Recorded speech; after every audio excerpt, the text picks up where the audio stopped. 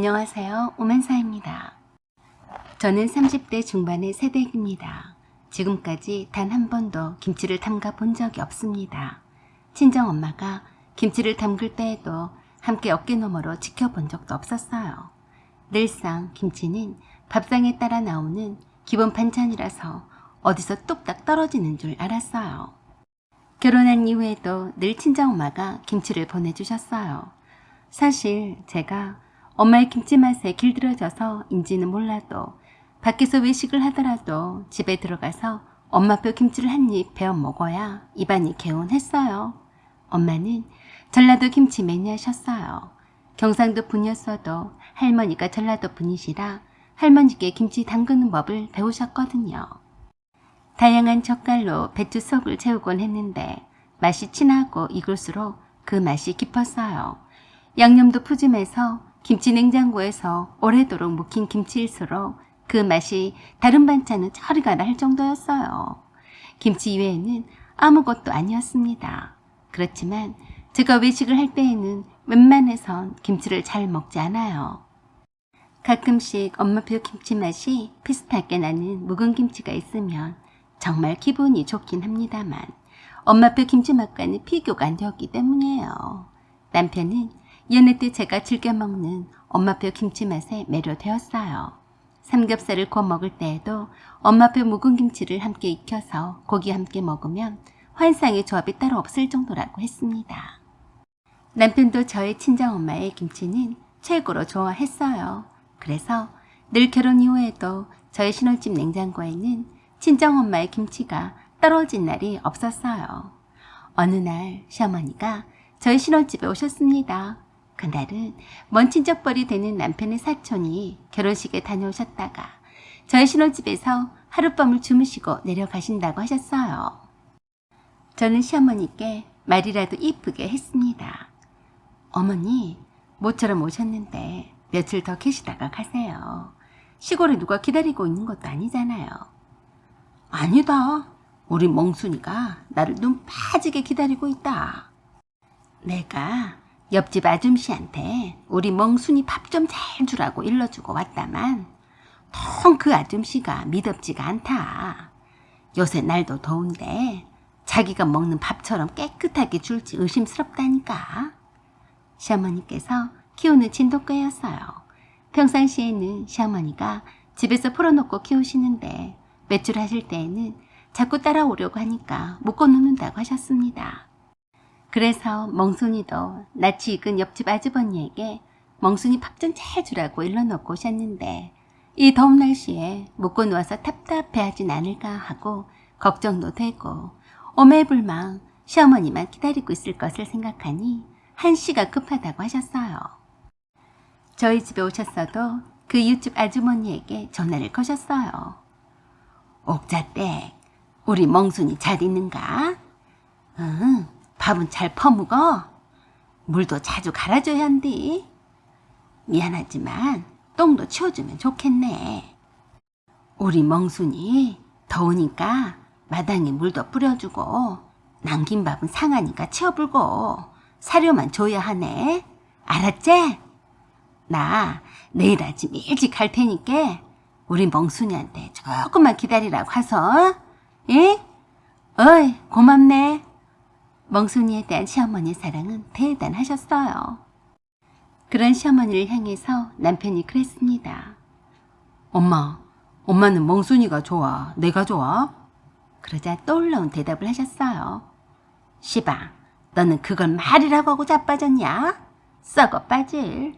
말도 잘 안 듣는 네가 좋겠냐? 나만 좋다고 따라다니는 우리 멍순이가 좋겠냐? 그러니까 멍순이가 좋아, 아들이 좋아. 당연히 멍순이가 좋지.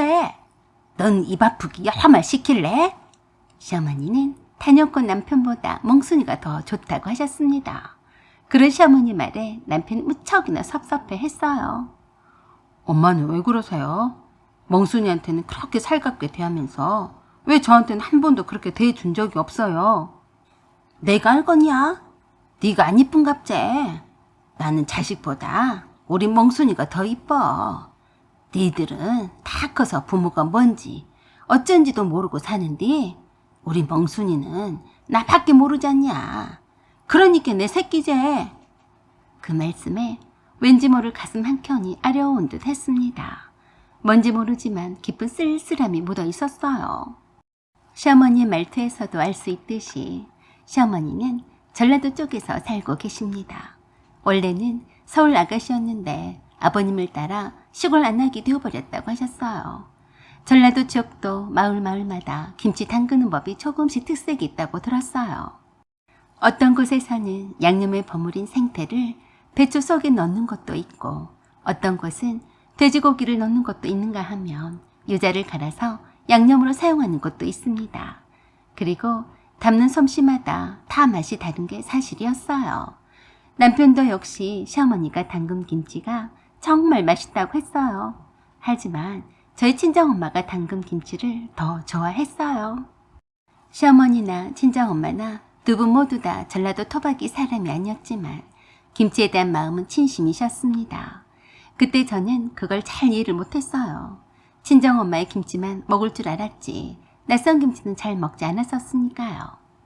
시어머니께 한 삭고 더 있다가 가시라고 해도 바로 내려가신다고 했습니다. 남편과 제가 회사에 출고만 아니면 터미널까지 모셔다 드렸을 텐데 그냥 차비를 하시라고 봉투만 쥐어드리고 제가 그랬어요. 어머니 자주 올라오시지도 않은데 며칠 계셨다가 저희랑 좋은 데 구경도 좀 하시다가 가셨으면 얼마나 좋았을까요? 힘드니까 버스 타지 마시고 꼭 택시를 타세요. 택시비를 넉넉히 넣어드렸으니까 꼭 그렇게 하세요. 저희 먼저 출근할게요. 어머니 조심히 가세요. 오냐? 뭐 이런 걸 주고 그러냐? 나 돈 있다. 그래도 준 거니까 잘 쓰마.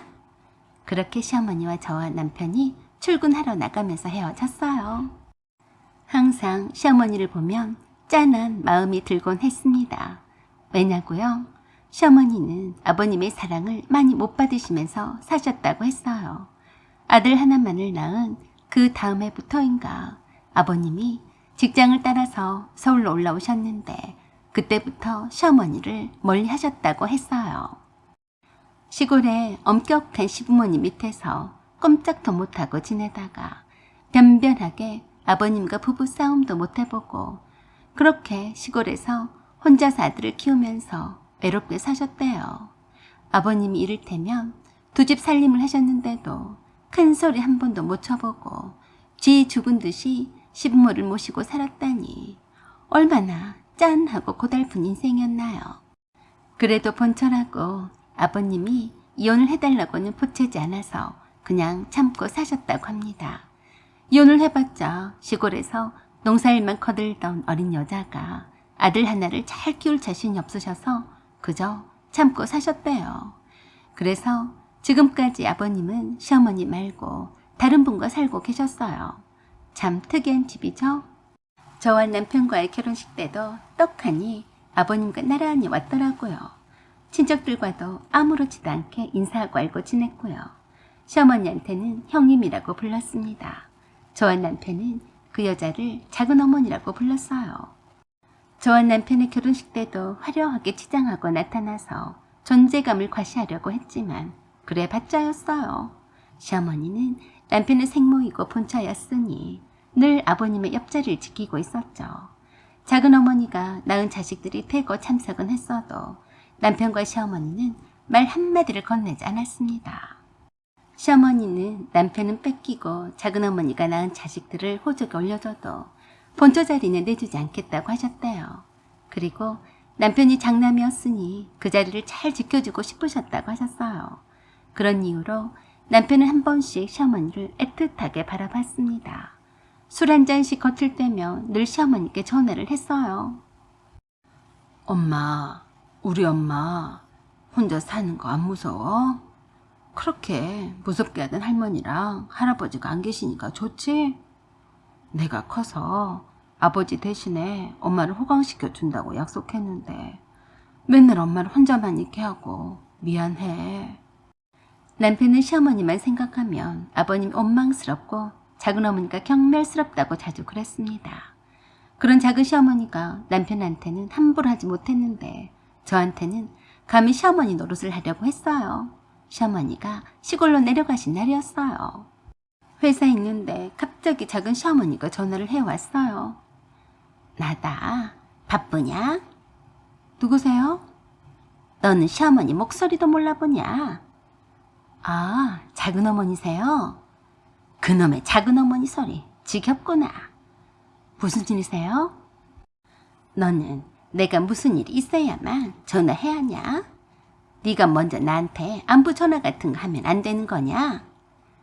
작은 어머니는 그동안 안녕하셨어요? 제가 바로 못 알아봐서 죄송해요. 그래, 잘 있다만 네 아버지가 그래도 장남 며느리인데 신경 좀 쓰라고 해서 말이다. 네, 그런데요? 나보고 너희들 어떻게 사는지 보고 오라고 하지 않겠니? 그래서 내가 너희들 퇴근쯤에 가려고 하는데 괜찮겠냐? 저야 괜찮은데요. 상철 씨한테 물어볼게요. 요즘 예민해 있거든요. 그래? 상철이는 너한테 잘하고 사냐? 그럼요. 상철이가 형이면 형답게 동생을 한 번도 찾아오거나 연락도 하지 않는다. 그래도 상철이한테는 핏줄을 나는 형제야. 너도 도련님과 신우가 있다는 사실을 잊지 마라. 알았냐? 글쎄요. 저는 상철 씨의 마음을 따라가니까요. 말이라도 그런다고 하면 어디 돈 드냐? 어쩜 끼리끼리 잘 만났는지 원. 말투와 뉘앙스가 영 불쾌했습니다. 감히 남편 앞에서는 꼼짝도 못하는 주제에 말입니다. 잠깐 들릴 테니까 그리 알아라. 네, 그러시던가요. 전화를 끊은 후에 저는 삐죽거렸어요. 그래봤자 나한테 시어머니는 한 분뿐이십니다. 라고 말해주고 싶더라고요. 남편에게 작은 시어머니가 온다고 했다고 하니까 남편이 그랬어요. 그 아줌마는 왜 아버지한테 안 떨어지고 끈덕지게 붙어있는지 모르겠어. 재수 없으니까 늦게 들어갈게. 그 상판댁이랑 마주치고 싶지 않으니까. 드디어 작은 시어머니가 저희 신혼집에 왔습니다. 손에는 뭘 들고 왔는데 제 앞에 놓더라고요. 이거 뭐예요? 열어봐라. 하도 너희들 좀 챙겨주라고 하길래 김치 한 통을 가져왔다. 너희들 뭐 해먹고 사냐? 라고 하면서 냉장고 문을 열었어요. 저에게 물어보지도 않고 냉장고 문을 열어 젖히더니 김치통을 크게 꺼내어서 열어봤습니다. 친정 엄마표 김치였어요. 대번에 인상을 팍 쓰며 그러더라고요. 이게 뭔 냄새냐? 아이고 고약해. 김치가 다 이런 맛이죠. 라고 하며 김치 뚜껑을 닫고 넣어놓으려고 했더니 그랬습니다. 그거 당장에 버리지 못하겠니? 먹을 걸 넣어놔야지. 분내가 나서 쓰겠냐? 걱정하지 마세요. 먹어도 제가 먹으니까요. 뭐야? 네가 없이 살았나 보구나. 입이 싸구린 걸 보니 말이다. 그깟 거 아까워 말고 당장에 버려라. 요즘 사먹는 김치가 얼마나 맛있는데 어디 시궁창에서 나는 냄새가 난 걸 먹겠다고 그러냐? 당장 버려. 혹시 비염 걸리셨어요? 제가 이 김치 아니면 안 먹는 김치예요. 버리라뇨.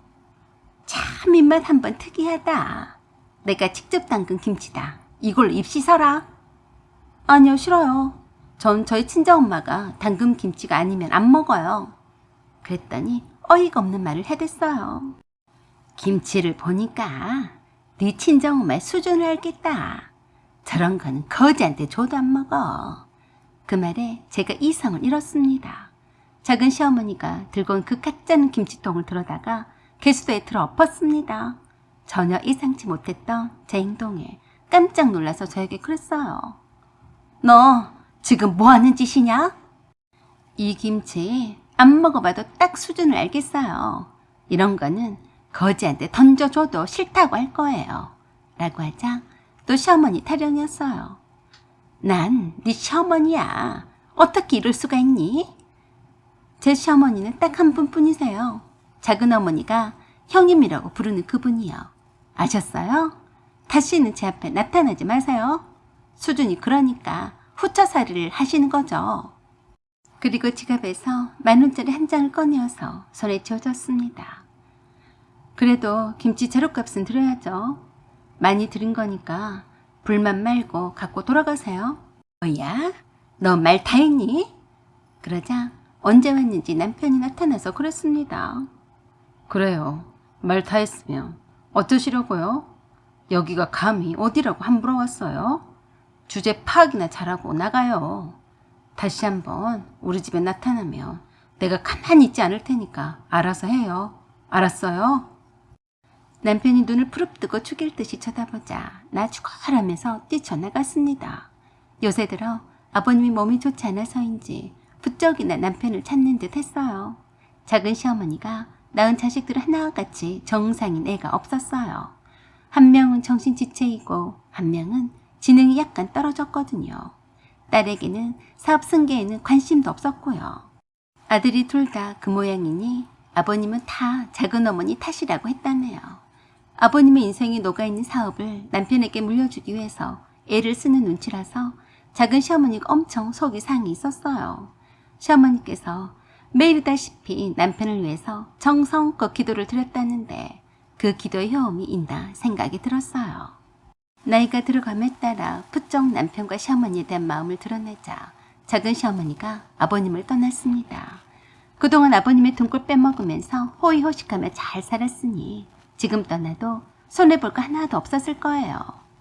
아버님은 뜬금없이 시어머니가 계신 시골로 가시더니 시어머니가 할머니 할아버지를 모시고 살았던 그 집을 다시 허물고 멋진 현대식 건물로 대저택을 지으신다고 했는데 시어머니가 거절하셨습니다. 지금이 내 인생에서 가장 행복한 시간이에요. 내가 언제 이처럼 내 몸이 편하게 쉴 때가 있었나요?